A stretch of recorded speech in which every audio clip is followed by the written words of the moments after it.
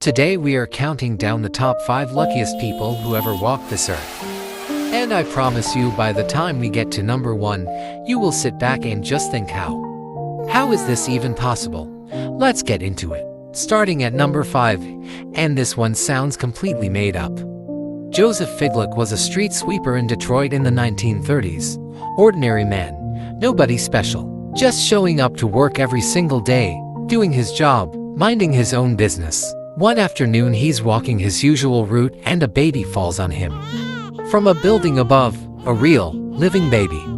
Just dropped out of nowhere and landed directly on this man. Now both of them survived. The baby was fine. Joseph was fine. Shaken, obviously, but fine. 1 year later, same street, same job, different baby. Another child fell from another building and landed on him again. 2 babies, 2 years, 1 man, same street. I have thought about this story many times, and I still have no rational explanation for it. Do you? Drop it in the comments because I genuinely want to know what you think happened here. Number 4 takes us to something that feels like it belongs in a movie. But this is real. Every single part of this is real. Roy Sullivan was a park ranger in Virginia. Peaceful job, peaceful life. He spent his days walking trails, helping tourists, breathing mountain air. By every measure, a quiet and simple existence. Except lightning had other plans. Lightning struck Roy Sullivan 7 times over the course of his life. 7 direct strikes, each one carrying millions of volts of electricity, and he survived every single one.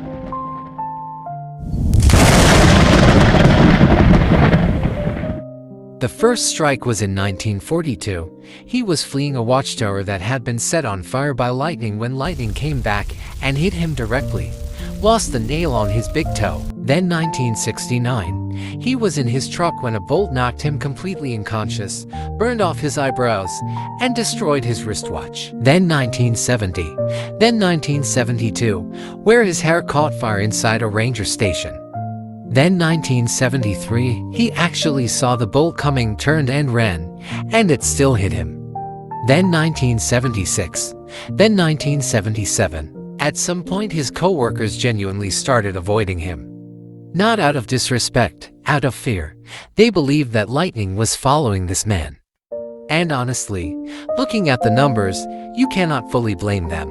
The Guinness World Records officially recognized Roy Sullivan as the person struck by lightning more times than anyone else in recorded history. He earned the nickname the Spark Ranger. 7 bolts, 1 man, still standing. Number 3 is where this list stops being about luck and starts being about something that feels almost spiritual. Bill Morgan was a 37-year-old truck driver living outside Melbourne, Australia. Regular guy, nothing unusual about his life. Then in 1998, he was in a serious car accident. Doctors rushed to save him, but in the process gave him medication they didn't realize he was severely allergic to. The medication triggered a heart attack. His heart stopped. Bill Morgan was clinically dead for 14 minutes. 14 minutes. His doctors advised the family to turn off life support. His family refused. And then, against everything, he woke up. No brain damage, no permanent damage. Just Bill, alive, sitting up, ready to continue his life. Feeling grateful for every single day, he went and bought a scratch card lottery ticket and won a brand new car worth $17,000. Beautiful story, right? But it gets better. A local news crew heard about his story and asked him to reenact the moment for their cameras. Bill agreed, walked into the same shop, bought another scratch card, live on television. He reportedly turned to the camera and said, "I think I'll have another heart attack." This man died. He came back to life, and then the universe handed him to lottery wins. If that is not the world saying sorry, I genuinely do not know what is. Number 2 is one of the most staggering stories. In 2014, the world was shaken by 2 of the worst aviation disasters in recent memory. Malaysia Airlines flight MH370 disappeared over the Indian Ocean in March with 239 people on board. Then just 4 months later, Malaysia Airlines flight MH17 was shot down over Ukraine, killing all 298 passengers. Nearly 530 people died across those 2 tragedies. Martin de Jonge, a Dutch professional cyclist, had booked seats on both flights for MH370. He switched his ticket at the last minute to avoid a long layover. He found a more convenient connection and rebooked. For MH17, he switched again, this time because he found a cheaper fare on a different airline. The flights to catastrophes. Both times he changed his ticket for the most boring, most human reasons imaginable. Save a few hours, save a few euros. When reporters asked him how he felt after realizing what had happened, Diana said something that I think about a lot. He said, "I realize how in a split second, a decision will decide how your life goes. And now we are at number 1. And I need you to understand, this is not just the most incredible story on this list. This might be the most extraordinary coincidence in the history of modern warfare." Tsutomu Yamaguchi was a 29-year-old engineer working in Hiroshima on a business trip in August 1945. August 6th was his last day in the city.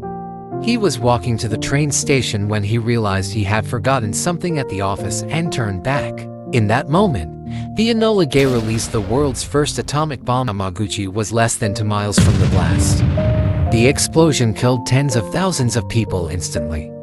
Temperatures at the center reached 7,000 degrees Fahrenheit.